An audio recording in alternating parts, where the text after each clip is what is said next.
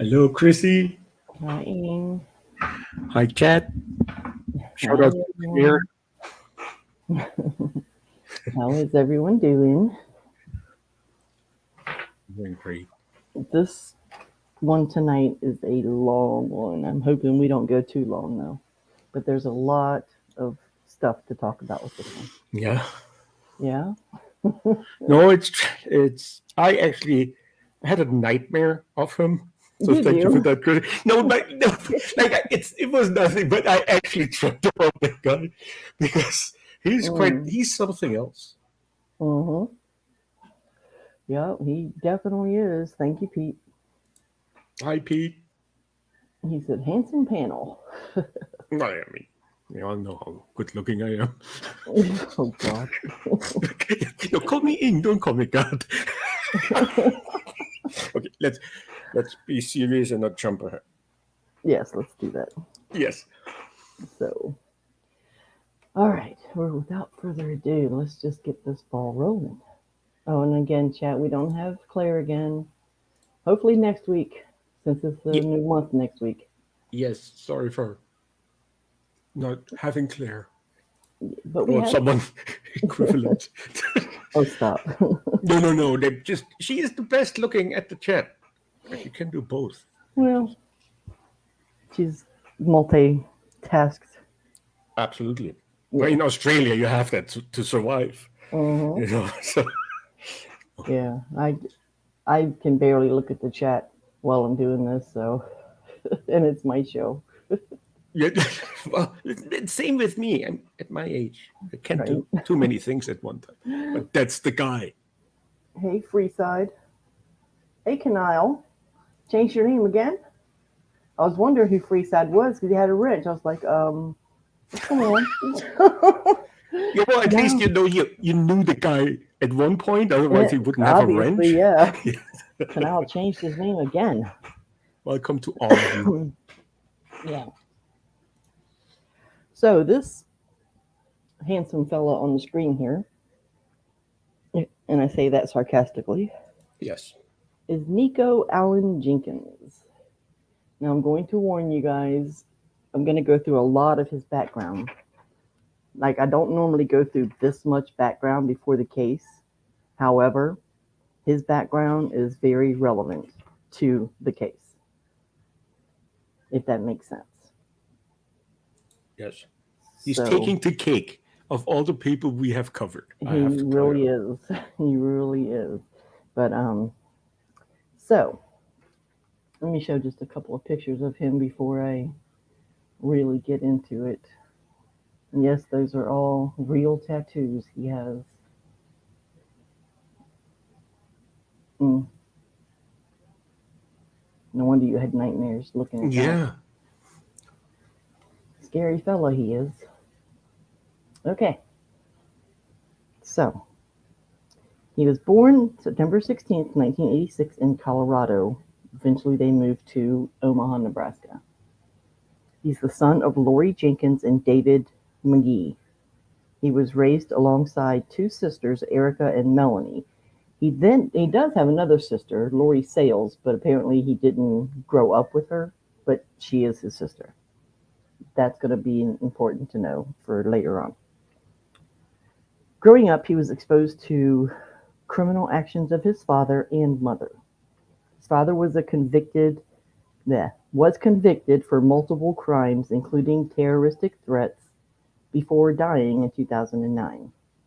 His mother was indicted for being a felon in possession of ammunition in 2013. So in his childhood, the first available mental health treatment records for Nikko Jenkins were at the age of 8 in the form of an inpatient psychiatric evaluation. 8 years old in the mental hospital. This was carried out at the Methodist Richard Young Hospital and included details of trauma within the home, exposure to substance abuse, conduct abuse, and antisocial personality disorders, and violence and sexual violence. So that was a lot for an 8-year-old. Um, Yes. And that like that's one thing about that, he was so young and already acted out that he actually was left out there, but we will get to this Yeah. later. Right. Methodist Richard Young Hospital records indicated that such events did occur and that his mother had acknowledged some of these instances.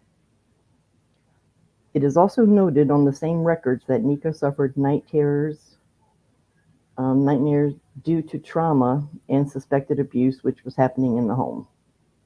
According to the records, Nikko was removed from the home at the age of 7 and put into foster care at age of 8, after it was discovered that he had brought a handgun to school with him. So here we have an 8-year-old or 7-year-old taking a gun to school. It was mentally not stable. Not at all. He was expelled from school numerous times for fighting, breaking windows, and just being absent without authorization. He had completely stopped attending school by the 7th grade, but later got his GED while incarcerated. While a patient at the Methodist Richard Young Hospital, I don't know why I have a hard time saying that one, Nikko's IQ was tested. His score indicated that he had a low average range for his age group. On February 3rd, 1995, is the first recorded incidence of Nikko Jenkins indicating his intentions of self-harming behaviors related to stress and anxiety. February the 9th of 1995, the records pertaining to Jenkins' initial admission to the hospital indicate he reported hearing voices telling him to steal. It was later determined that the voices were from people he knew in real life and were only present when the people were with him in real life. This was put down to a misunderstanding as to what auditory hallucinations were on the part of Nikko Jenkins. Dr. Jane Dalk diagnosed Nikko with oppositional defiant disorder, ADHD, and functional nocturnal enuresis, which in layman's terms is involuntary bedwetting at night.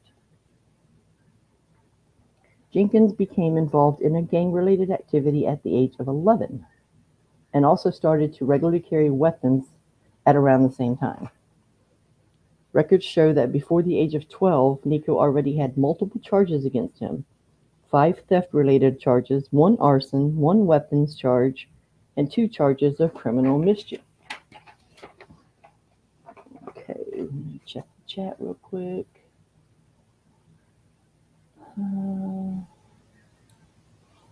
At this point, he's only 12. Yes. It's adding up already. Oh, yeah, it gets even better. All right. Hi, Cynthia. Mark Evans. Yeah. So now we're into the adolescence because he's 12. Records show that Jenkins was put in a few detention centers and group homes from the ages 11 to 17.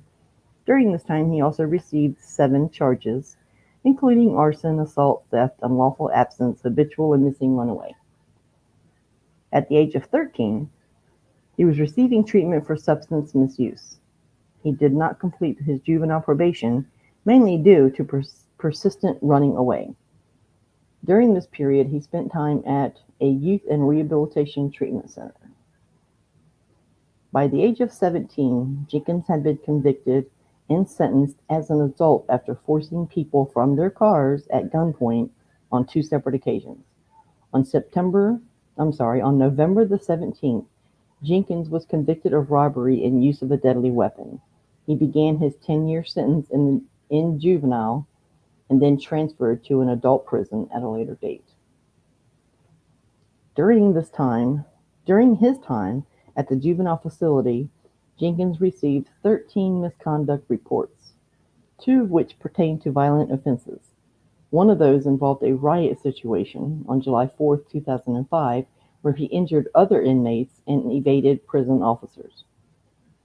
During the period November 17, 2003 to February 25, 2006, Jenkins denied experiencing any major mental health issues while at the youth facility. The month leading up to Nikko's transfer to the adult prison, he reported feeling stressed and having had difficulty sleeping on a couple of occasions. He also denied any previous mental health concerns before being transferred to the adult facility in February of 2006.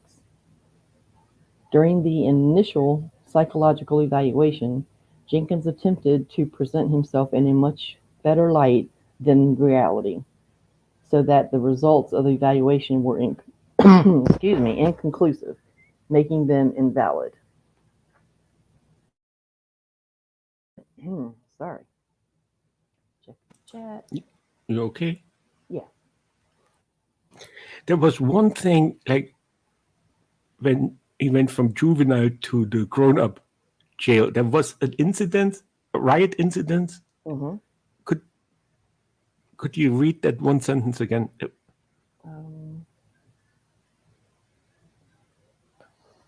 During his time at the juvenile facility, Jenkins received 13 misconduct reports, 2 of which pertained to violent offenses.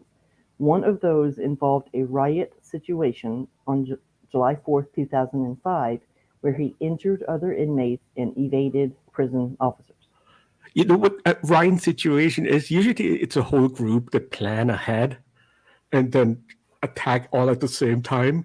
Yeah. I guess the riot situation was that he was the only rioter, like no one else, because it didn't say it was a riot. It was a riot situation. So him alone could do a riot in the juvenile prison. No, I think he was just involved in the riot that was happening with a lot of other people, and they ended up hurting. But the mere fact that they didn't say that through that riot, these people were all injured and attacked, including the guards. They only say he injured and went at the guard. I understand what you're saying, but they probably did that because we're talking about him. Yeah. I just find it. I could see him have a riot. He's the only guy against the rest of the jail. The entire facility, they probably would have. Yes. It just sounded kind of funny. Yeah. All right. So we're moving on to adulthood. If anybody has anything to add or question? Starting out young, yes, indeed. Looks like a real gangbanger. He looks like something. They start younger and younger. Sadly, this is no shock. Yeah, a lot of them do. Unfortunately, they just don't have the upbringing anymore nowadays. Yes. Yeah. So, all right. Now we're into adulthood. February 2006. Jenkins began serving the rest of his sentence in an adult facility. Upon transfer, he denied mental health concerns. During August of 2006, additional time was added to his sentence for a previous assault he committed while in the juvenile detention center. Early January 2007, Jenkins was moved to restrictive housing following a report that he had been fighting. This report was later dismissed. However, during the time in restrictive housing, Jenkins claimed to experience deep stages of depression, having angry and sad thoughts, a sickness inside of him, and issues with his sanity. Upon leaving restricted housing, Jenkins had the opportunity to talk to a mental health professional and claimed to feel much better after they had spoken. February 2007, Jenkins was involved in 2 gang-related fights and was returned to restrictive housing until December 4th, 2008. From February to October of 2007, there were no reports from Jenkins regarding mental health concerns. However, after October 2007, he reported that upon release, he was intending to attack innocent people.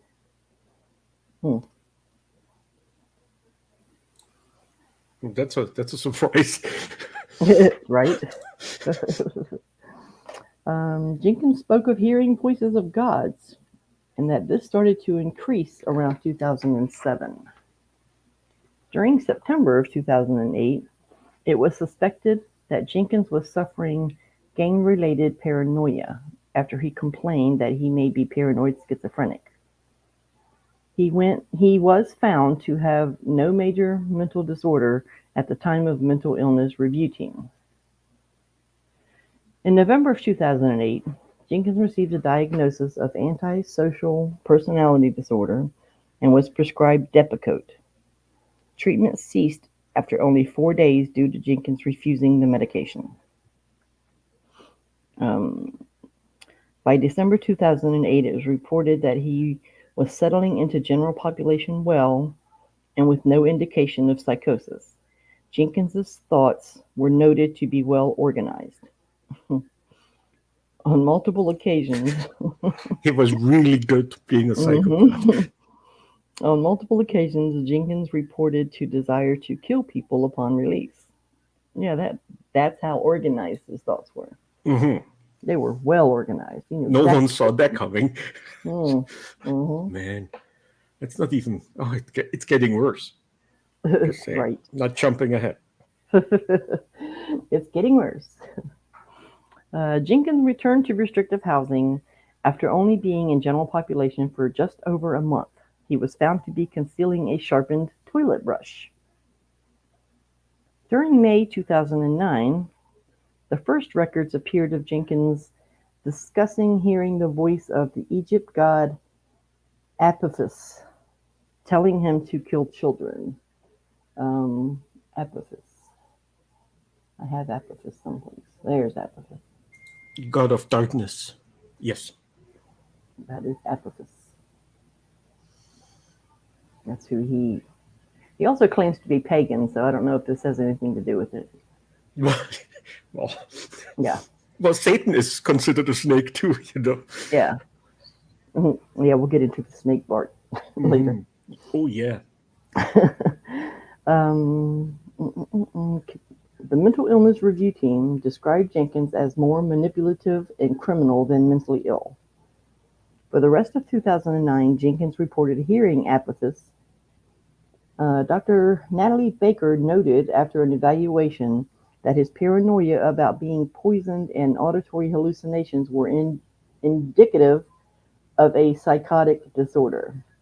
Her diagnostic impressions were psychosis, possible schizoaffective disorder. Man, all these big words. I like the possible in it. You know, like it could be possible he's schizophrenic. Possibly, yeah. Bipolar, which was probable, PTSD, and adjustment disorder, also noting polysubstance dependent. In September and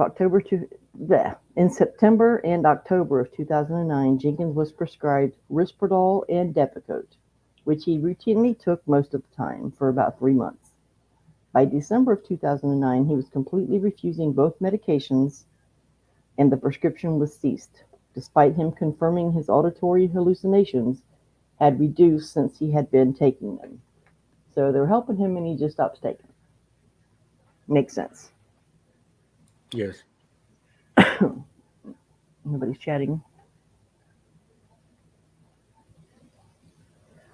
All right.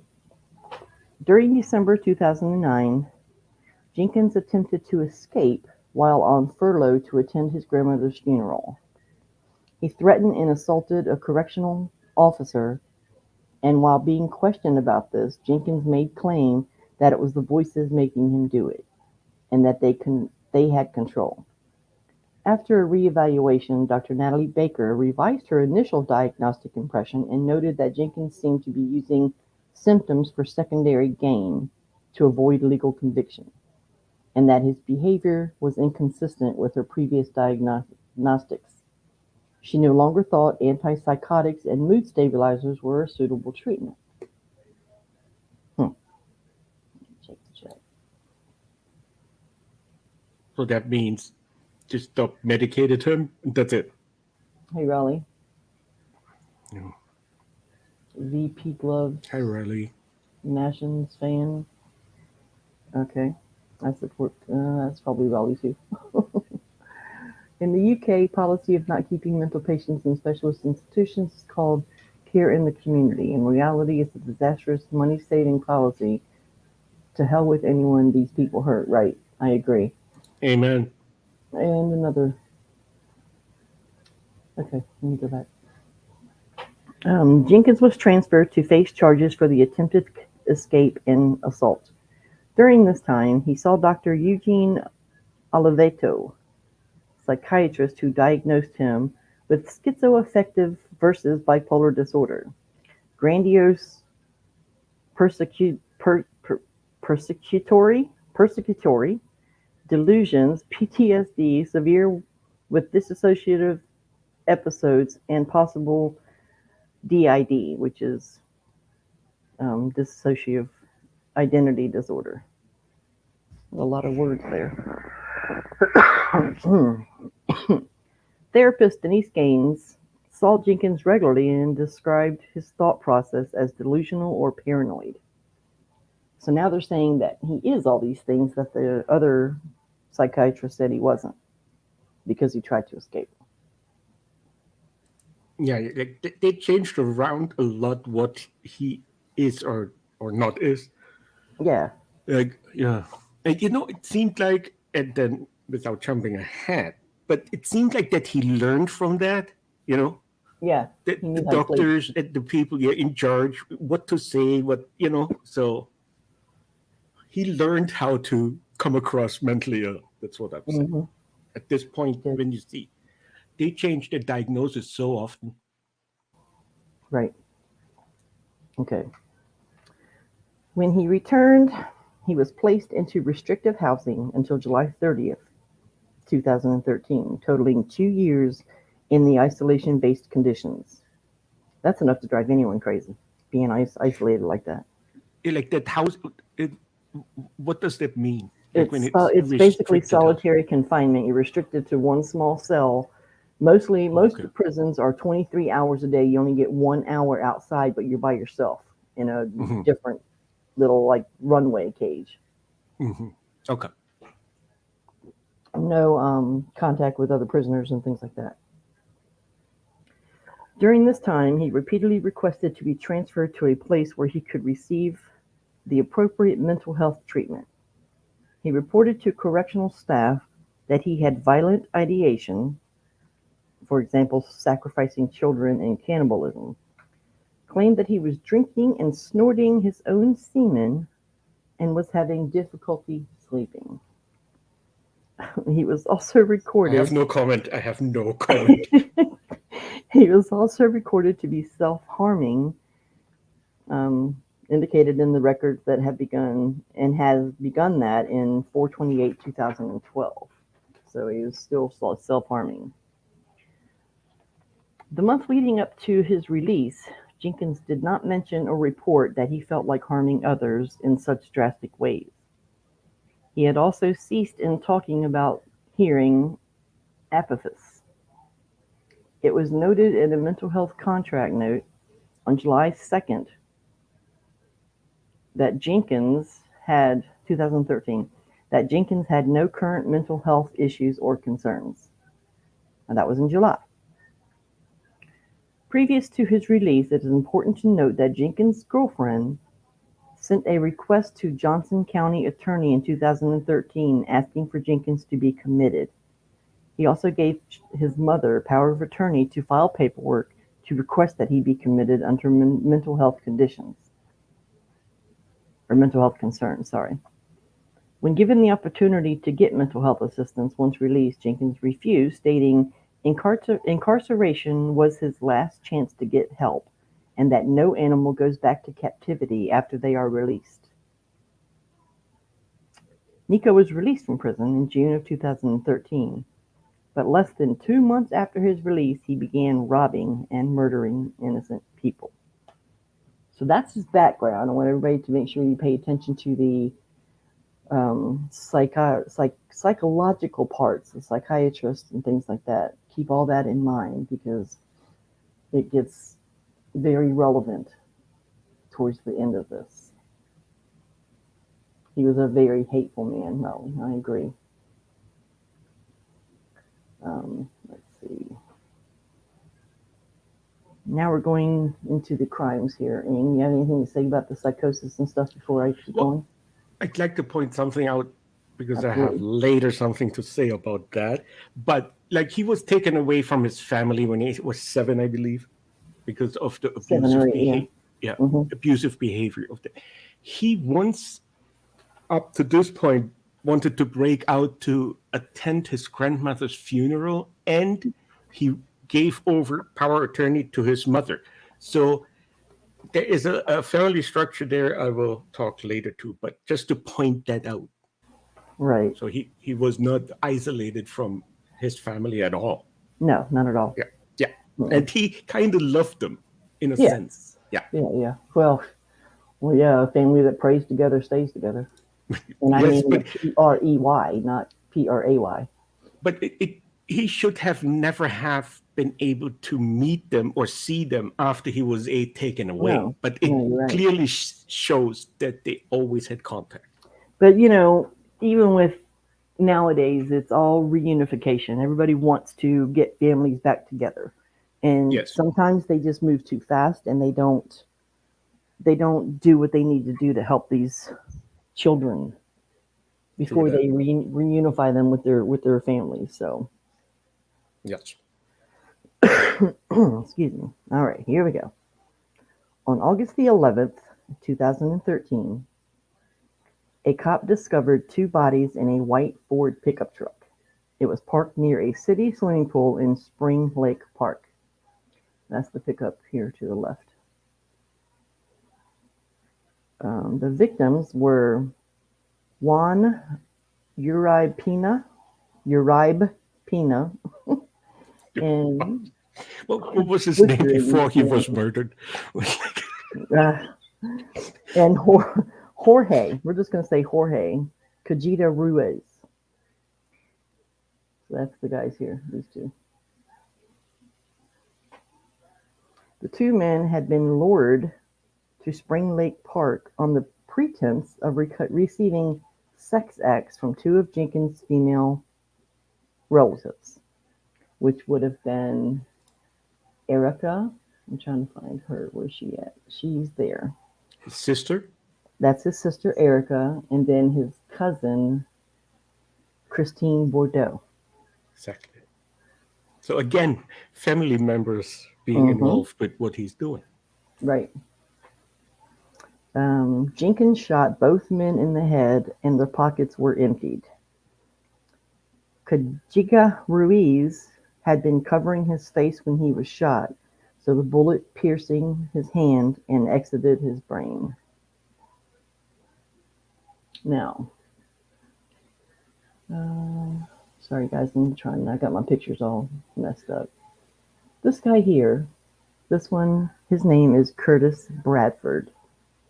He was an inmate with Nikko in prison. This picture was taken one night before the incident, what I'm going to tell you. Here's another picture of him. We'll keep that one up there for now. Look at the gang signs. Yeah. Like this. Mm-hmm. Yeah. Yeah.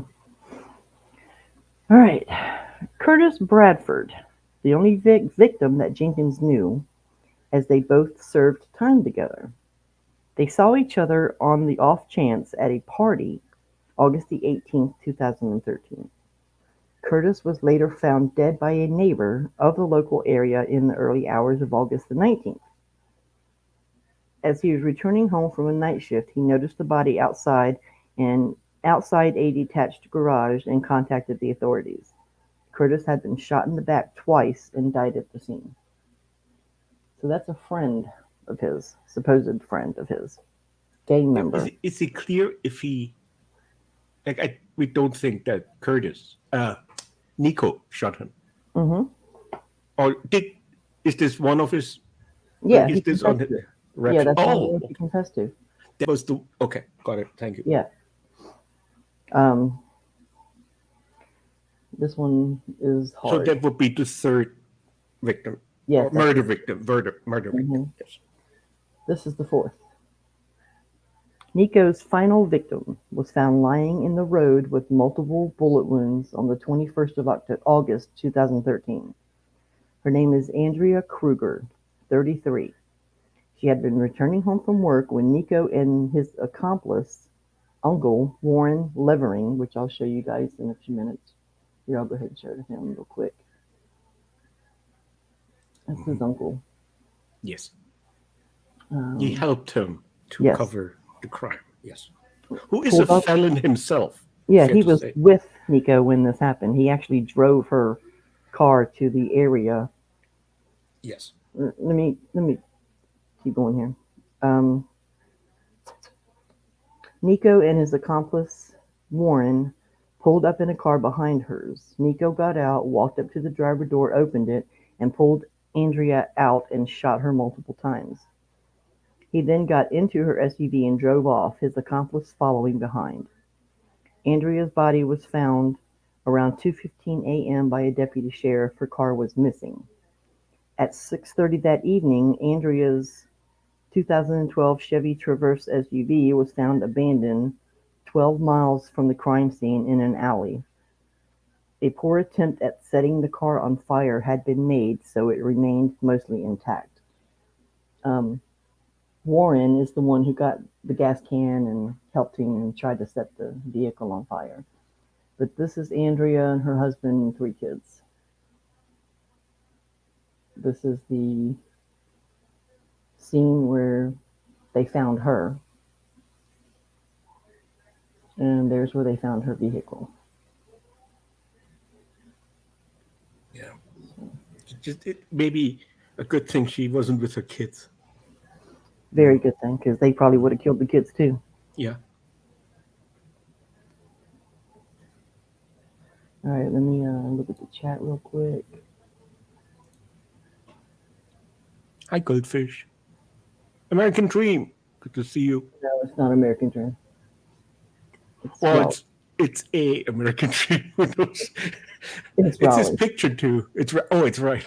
Yeah. All those 4 together, 5 together, they're all Raleigh. The one that says I support Chrissy, I support Chrissy. Welcome.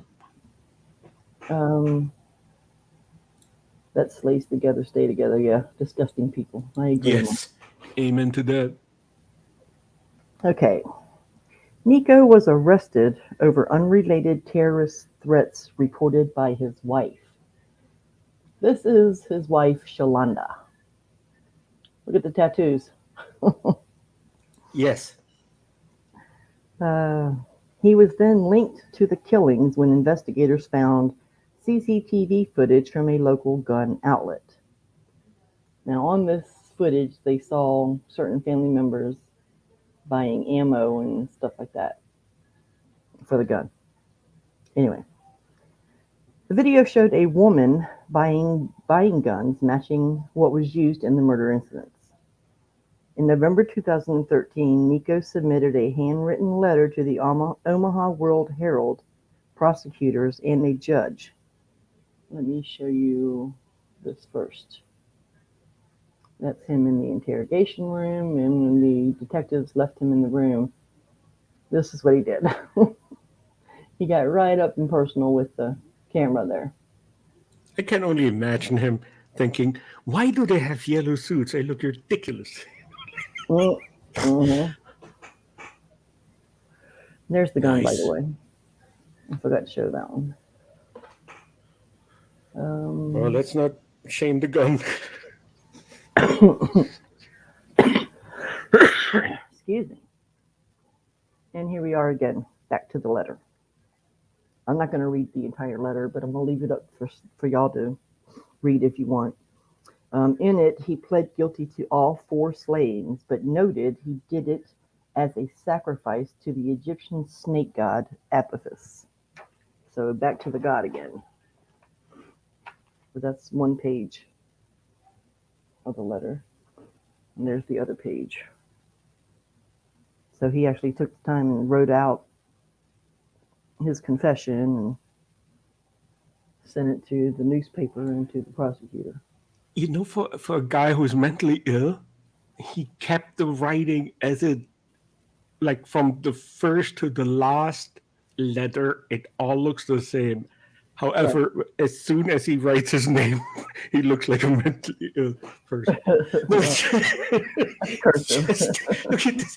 He can write. He actually, I think, probably is not even that unintelligent when it comes down to I'm school trying to history. find big. Who knows Egypt? You know, I mean, just saying. He's got like a hell of a run-on sentence. I'm trying to get to this last part. Yes.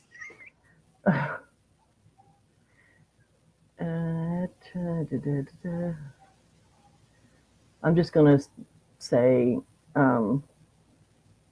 he's basically saying he doesn't want to go to trial because he doesn't think that the victims' families deserve to see, the pictures and of the roadkill was what he called it, and the holes in her head. And I repented my sins to God, and I beg for His mercy and grace to forgive me. Yet Jesus is convicting me to spare these families. To spare these families traumatization of seeing the brutal facts of what a mentally ill schizophrenic did to their family. I want to plead guilty to all counts. Please help me. Yeah. Well, but I think Apophis, the god of darkness, the snake god in Egypt, was pretty pissed when he came back to Jesus. He has to pick a side.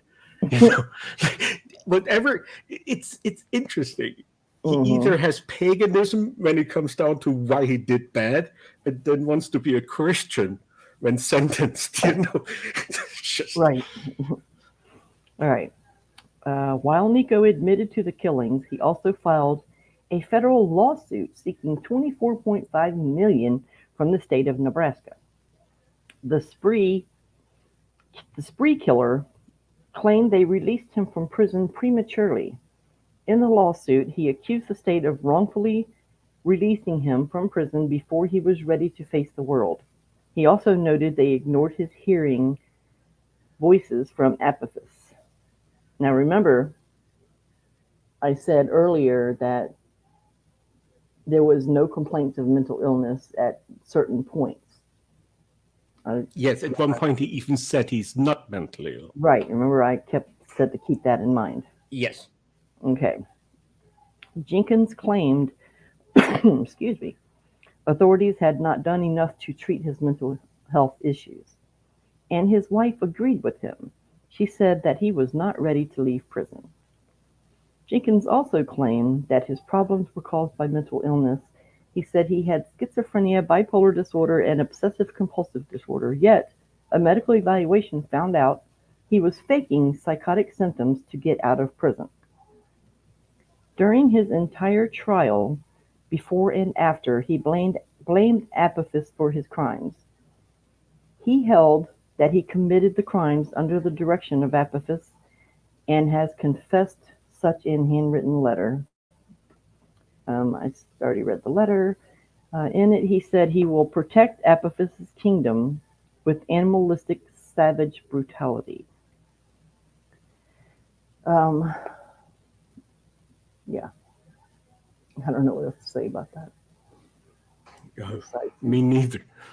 Which is remarkable that I don't have anything. It's incredible what this guy is and did. There's no two ways around that. He is an evil. Yeah. All right. Nikko made several body altercations, in honor of for the body parts. It was an altercation. Right. Alteration. In 2015, he tried to mutilate his penis to look like the Egyptian god, but it went wrong. He could not get it right, but it never stopped him from altering other parts of his body. I believe they said he had like 27 stitches when he tried that. How does it get wrong? Did it then at the end look like a Persian snake instead of an Egyptian? Doesn't this Egyptian look like a snake to begin with? I mean, don't penises look like snakes? I'm envious he had enough penis to cut shit off. Like, I wouldn't have that. Oh, goodness. Man. I don't understand that. Like I said, anyway, he also tried carving the number 666 on his forehead, but the numbers came out as upside down nines because he was using a mirror. Well, he should sue the mirror company. He tried to slice his tongue to look like a serpent, but it was another futile attempt. He ended up splashing blood all over his overalls and on the walls of his cell. Oh. In May of 2017, a three-judge panel sentenced him to death. It was a landmark ruling, considering the despicable acts he had committed over time. Yet, 5 years down the line, there is no news about his death. He was also sentenced to 450 years in prison on weapons charges connected to the murders. Nikko was imprisoned at the Nebraska Correctional Facility and is yet to be executed. His lawyers say he is too mentally ill to be executed. Apparently, Nebraska has a law that if you're mentally ill, they can't execute you until you're sane. Then they can execute you. So there's that. He's avoiding prosecution by claiming to be mentally ill. So now, I know Ink's dying to jump in here. At one Not point, really. No. Well, I want to go over the family members real quick, and then we can do the question and answer thing, the opinion part of it. This is just the murder victims here. See, I could have said these names: Jorge Ruiz, Juan Pina. I could have said that. Why'd they have to yeah, put it's in laid the out better. Yeah. big long names than the other one? All right, here's his family tree, and what a tree it is. Shalonda Jenkins, which is his ex-wife, which isn't even on this tree. She was suspected of accompanying Nikko in the 2013 murder spree, which was only 4 weeks they were together outside the prison walls.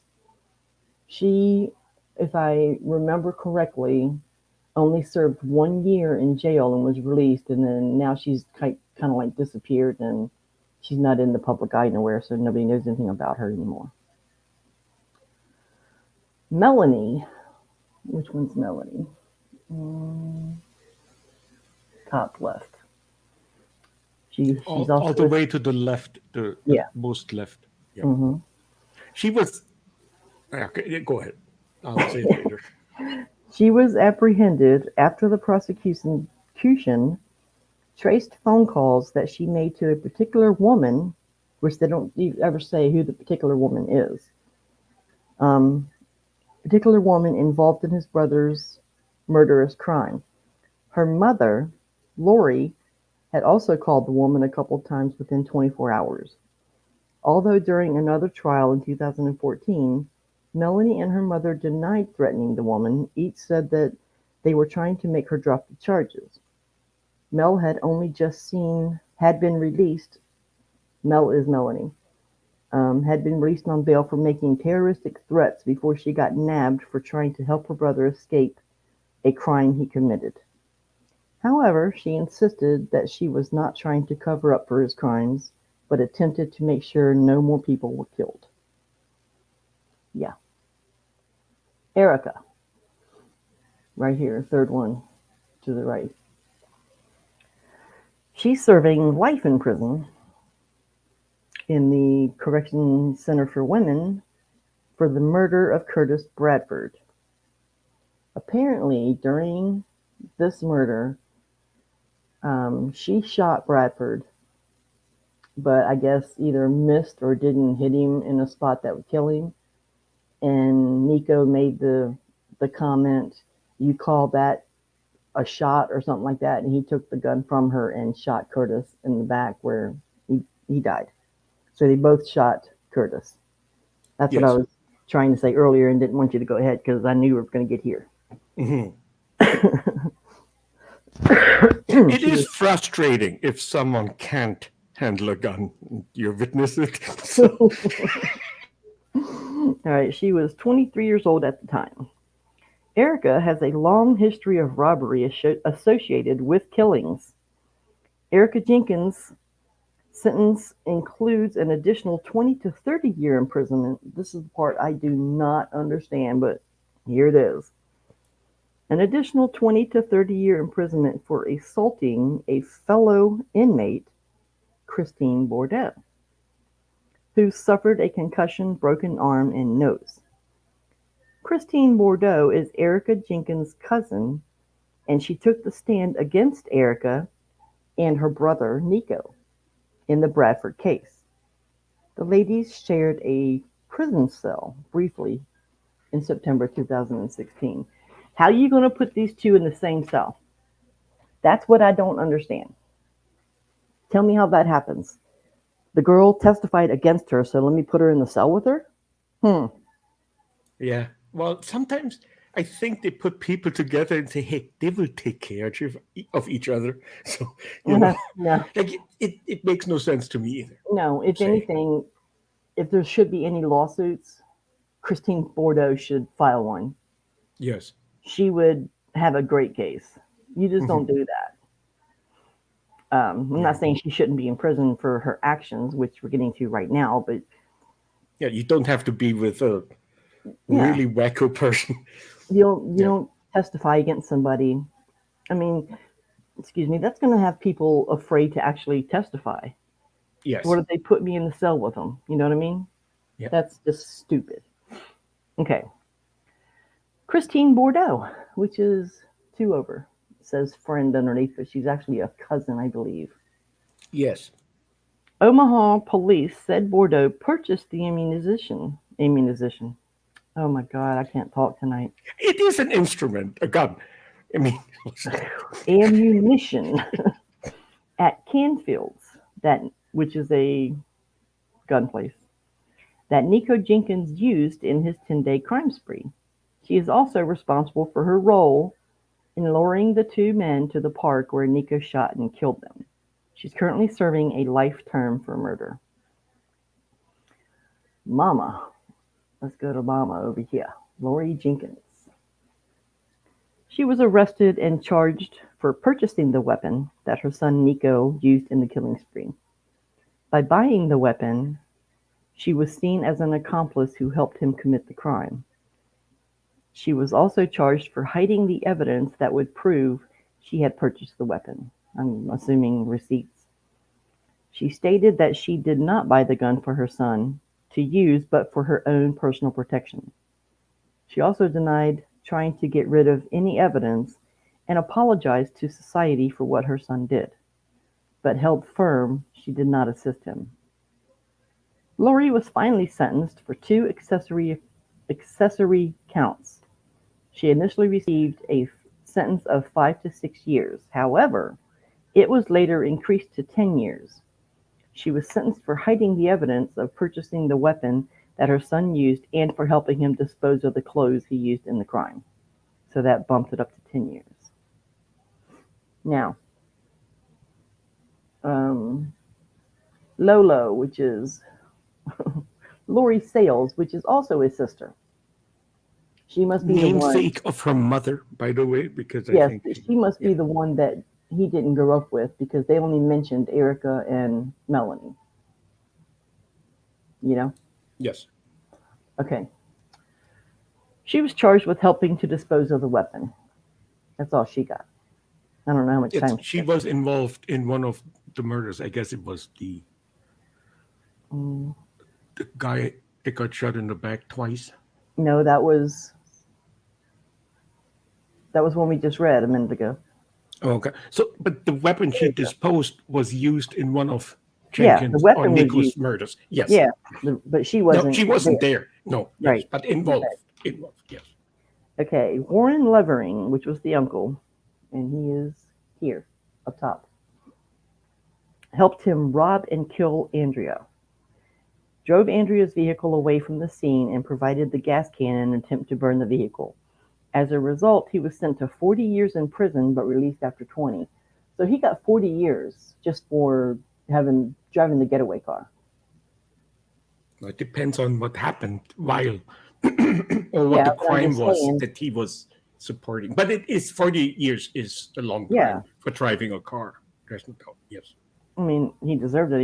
He knew. I'm assuming that they knew that Nikko was going to do that, or else why would he? I don't know. I think his uncle had a rap sheet too before he drove the getaway car. No doubt. All right. This guy here, Anthony Wells, who was just a friend, they argued that Wells handed Jenkins a 12-gauge shotgun at the party the night Jenkins was released from prison. This gun's getting around. A lot of people handing him this gun, right? Yes. The judge said he looked for how the gun got into the motel. He said Wells was seen on the video entering the motel 3 times, but could not see in the video that Wells brought in the gun. Could have had it down his pants. He said there was no evidence. In a bench trial, based on beyond reasonable doubt, Anthony Wells was not guilty. So he was not guilty, but at the time was not released because he was being held for 2 other things, which they didn't go into. So he's still not out, but he just not connected to these murders. Yes. So one last thing I want to touch on before we get into the discussion of everything is Dawn Arguella. She fell in love with Jenkins while volunteering for an inmate advocacy group. They plan to marry before he's executed. Why? I don't know. Well, that's all she has going on for herself. Exactly. So what do you think? Was he mentally ill, or is it all an act? Is he a monster, or is he mentally ill? Well, listen, when you look, I'm sorry I bring this up, but just to make a point. No, go ahead. We're done with the rest of it.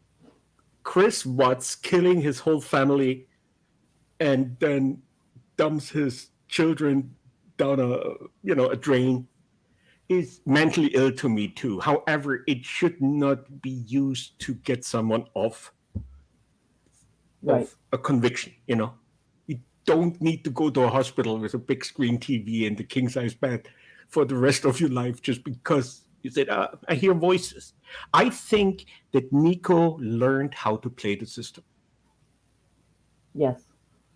And I agree. The only uncle that's mentioned here is actually a brother of his mother.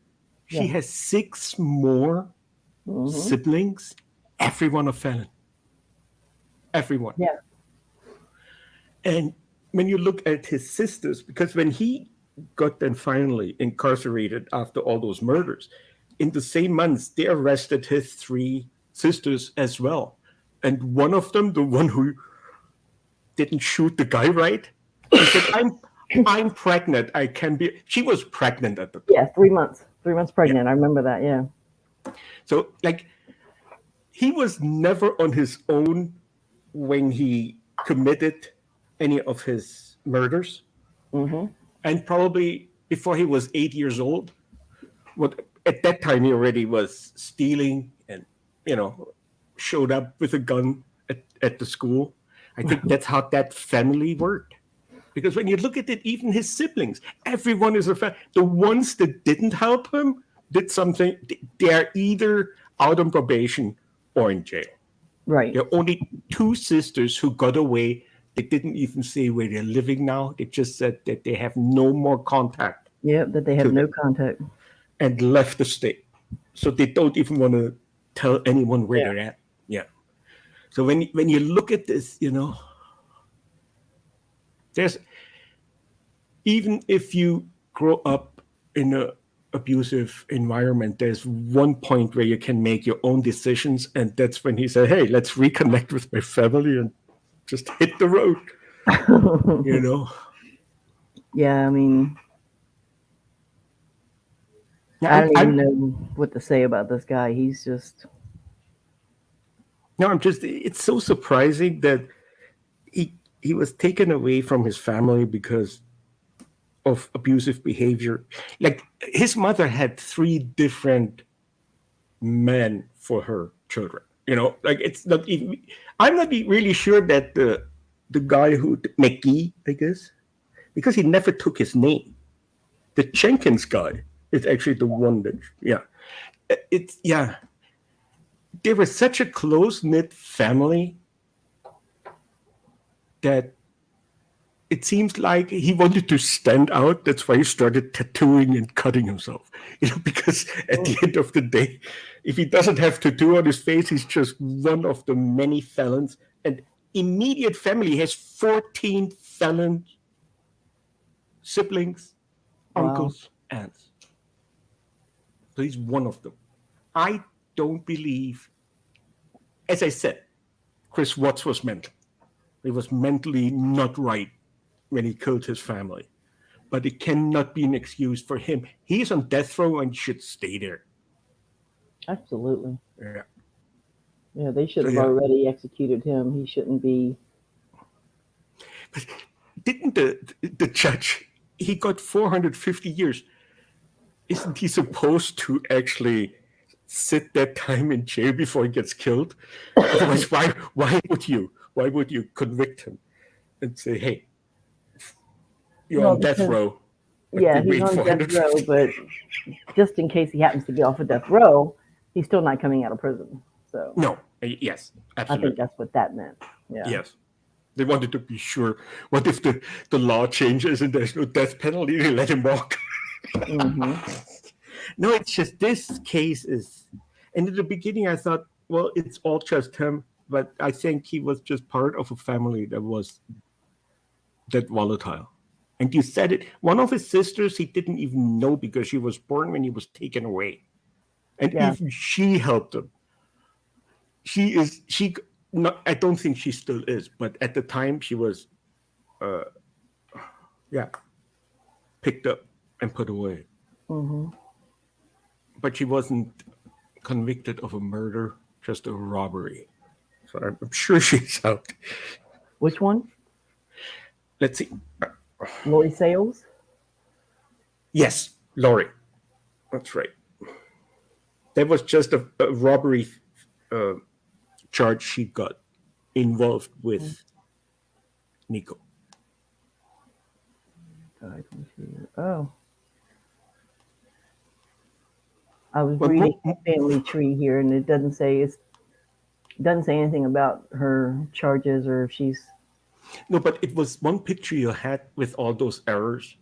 Yeah. No, I'm looking at another one. It says charged with accessory to a felony in connection with the case. But it doesn't say. The people on this picture were the one that committed crimes with Nikko. Right. The rest of the family, they're still felons. Most of them were locked away at the time, so they couldn't help Nikko. So the ones that are actually felons that had nothing to do with Nikko are not even on the list yet, because the list of the people that supported him that are family members is already over the top. Right. Yeah, they're definitely over the top. No, I just can't believe this last girl, this woman. Why would she? Why would she fall in love with someone like that? Well, listen, she should be locked up in a mental institution, to tell you the truth. How do we explain that, or how can she even justify that she wants to marry that guy? Don't know how she could justify that. For real. There's no justification for that. I mean, and she's a pretty woman. Yes. There is no sense in her sitting waiting for nothing, because that's all she's getting is nothing. That shows you, Chrissy, good looks are not enough.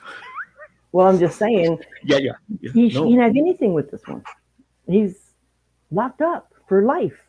He's never getting out. On death row too. Yeah, I mean, if he doesn't get executed, he's going to be there for a long time. So there's no reason. She can't get anything from him. Why would she even want to be? But wasn't even Charles Manson? Didn't he get married too? Oh God, I don't know. In jail? No. I'm pretty sure he did. Like he had a lot of admirers, female admirers. But he got married in jail too. It wasn't even that long ago before he died, I think. Yet this is Yeah. So the here's another. family tree.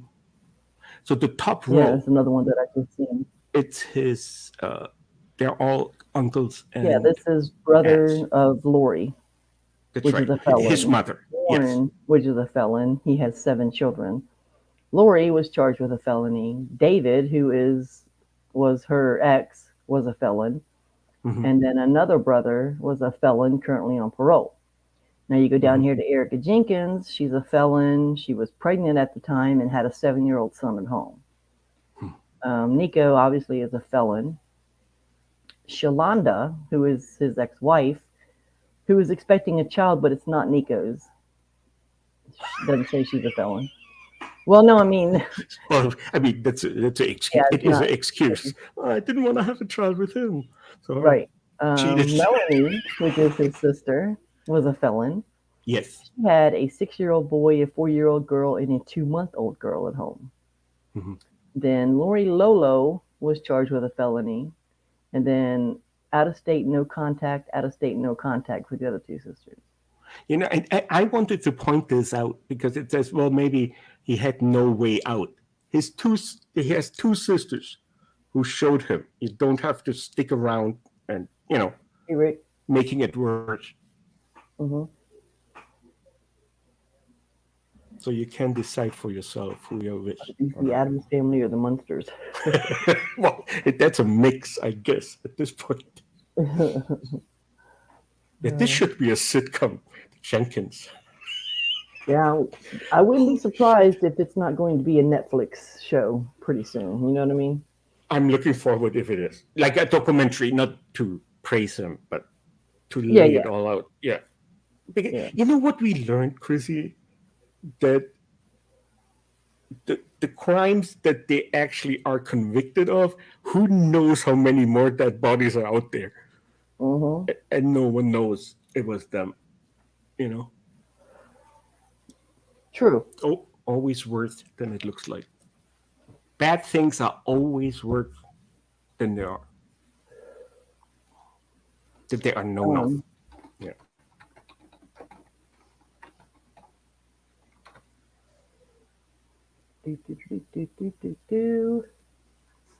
Let's see. I'm trying to. Oh wow, the hour is already open. Damn, that Right. went quick. Well, that's You why weren't kidding. yeah, I wanted to make sure I read his background and stuff like that. Ignore the yes and the no up here on this poll. I didn't know how to get rid of the yes and the no. I'm not good at polls. I always say no, just out of. I Well, always click no. you clicked monster or mentally ill. That was what the choices are. I say everyone who hurts another human being or an animal, for that matter, is mental to me. But that should not make a difference in convicting them.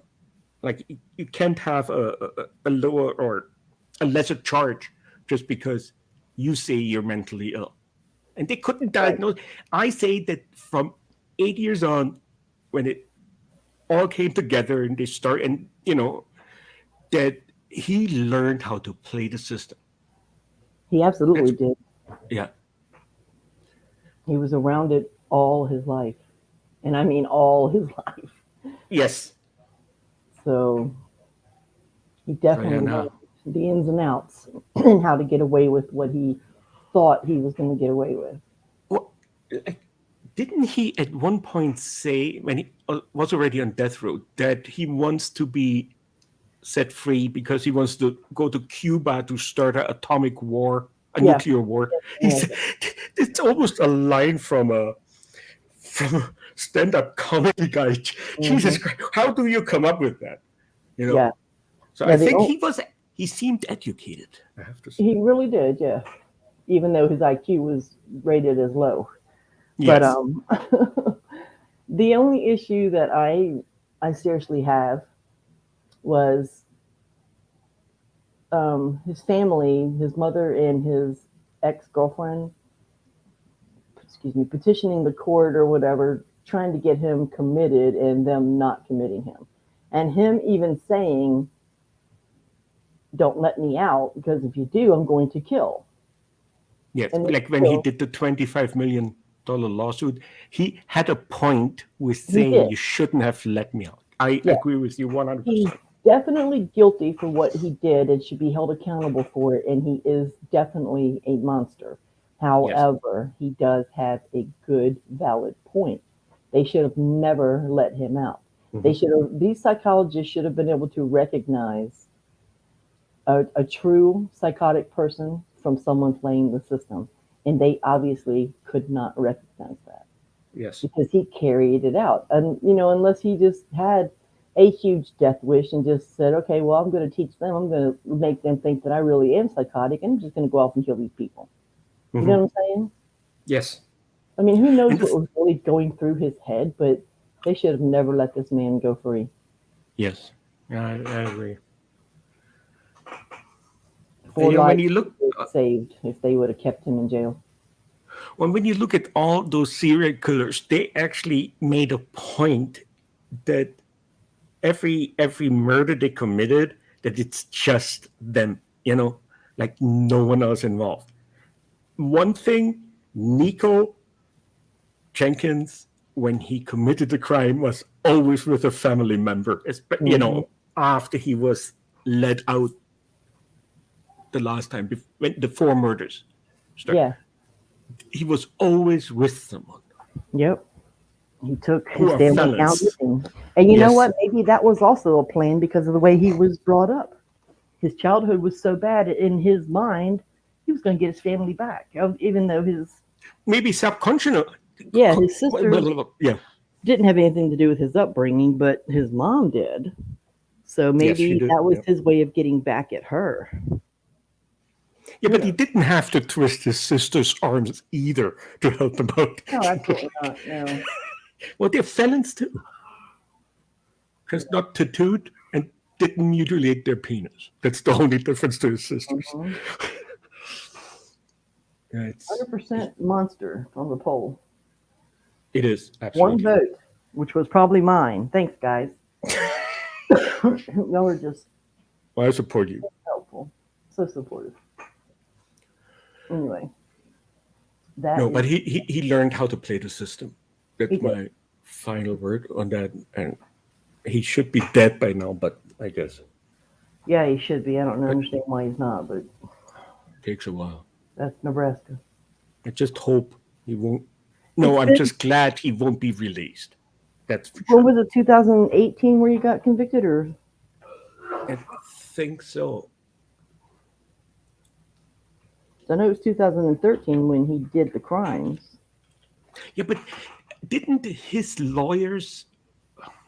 Didn't he postpone so many times because of the... Well, I mean, murder trials always take years. Yes, it does. 2017, especially when there's a death penalty on the table. On the line, yeah. Yeah, but 2017 was when he was convicted. Mm-hmm. So it's been 5 years. Thanks, Cynthia. Yeah. So that was Mr. Nikko Jenkins, the handsome fellow that he is. We made it, Chrissy. We made it. We did. I won't stop having nightmares. What's next week? Oh, I already put it in the TC. Oh, both of them, or one? Like, it's the same case? I saw the clips, but I haven't looked at them yet. Yes. I put one in there, and I said this one after Jenkins. Oh, okay. Got it. It's also a doozy. I hope Claire's here for that one, but we'll see. Too. Shout out to Claire. Yeah. Miss you. Because that's another where the audience is going to get to voice their opinion. Mm-hmm. So nice. It's another you decide case. Mm-hmm. But it's a dude. I'm not going to give any more out, but yeah. Yeah, well, that's a cliffhanger. Rightfully so. So watch for it, and hopefully you'll be here. I know you'll be here, but the chat. Yes, please. If you have me. Absolutely. I know. Hopefully the chat will be here too again next Friday at 10 p.m. Unless something drastic happens by then, we will be here and we will see everyone then. Yeah. Next Thank week. you for your support. Thank you to the chat. Love you all. Thank you for the support and the donations if they got sent. And Hi, Dumpster Rick. Yeah, Came in late. He came in. He said he's been listening. No, he always listens. He re-watches our streams. Yeah, that's fine. Rick is. I can't pay attention to most of the time in the chat anyway, so. Me neither. That's cool. I'm too old for this. No, you're not. But I will be back next Friday. This is the highlight of the week because. See you next week, Cynthia. Yeah, see you next week, Cynthia. Yeah, this is the highlight of my week too because the rest of the week has been screwed. So. I know. Yeah. We're finished on a good note. And no, you don't know. I haven't told you anything about it yet, but I'll DM you later. So. Okay. Yeah. So that's it. Everyone have a great evening, and we'll see you next Friday. Thank you, Ing. Goodbye, all. Thank you, Chrissy. Bye. And chat.